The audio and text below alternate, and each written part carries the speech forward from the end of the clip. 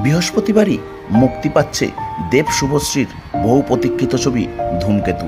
আর তার আগেই বড় ছবির আগে নৈহাটি বড় মায়ের কাছে পৌঁছে গেলেন দুজনে।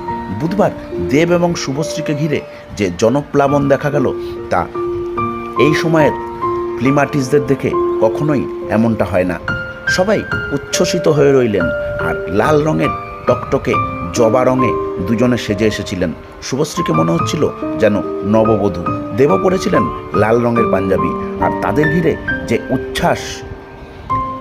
বড় মায়ের সামনে দুজন পাশাপাশি হাত জোর করে প্রার্থনার ফাঁকেই রোমান্টিক দৃষ্টি বিনিময় করছিলেন, যা দেখে শুনে হতবাক হয়ে গেছিলেন তার ফ্যানরা। ভিড় এমনই অবস্থায় হয়ে গিয়েছিল বড়মার মন্দিরের ছাদে উঠে ফ্যানদের দিকে হাত নাড়তে হয়েছে দুজনকে।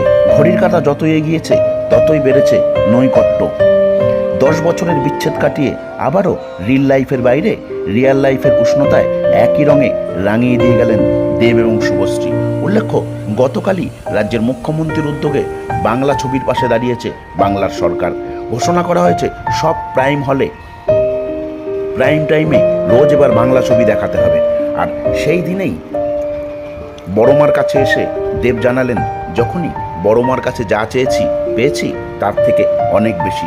সে কারণেই বড় ছবি মুক্তির আগেই বড় মায়ের কাছে দেব এবং শুভশ্রী। ফ্যানদের শুভেচ্ছা জানানোর পাশাপাশি সিনেমা হলে এসে ছবি দেখারও আহ্বান জানিয়েছেন দেব। কি বললেন দেব এবং শুভশ্রী শোনাবো আপনাদের।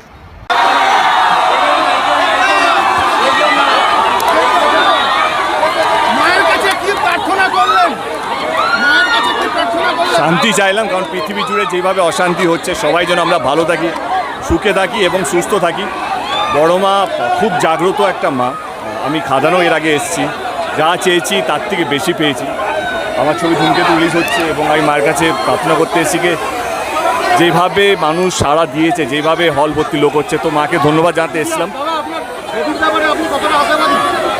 আমার মনে হয় কি পুরো বাংলা জুড়ে যেভাবে একটা সেলিব্রেশন হচ্ছে দেব শুভশ্রী জুটিকে নিয়ে, ধূমকেতু ছবিটাকে নিয়ে, তো আমি ঠাকুরের কাছে এটাই বলবো, মাকে এটাই বলবো ধন্যবাদ এতটা ভালোবাসা, এতটা আশীর্বাদ দেওয়ার জন্য। তাই তো নতুন জুটি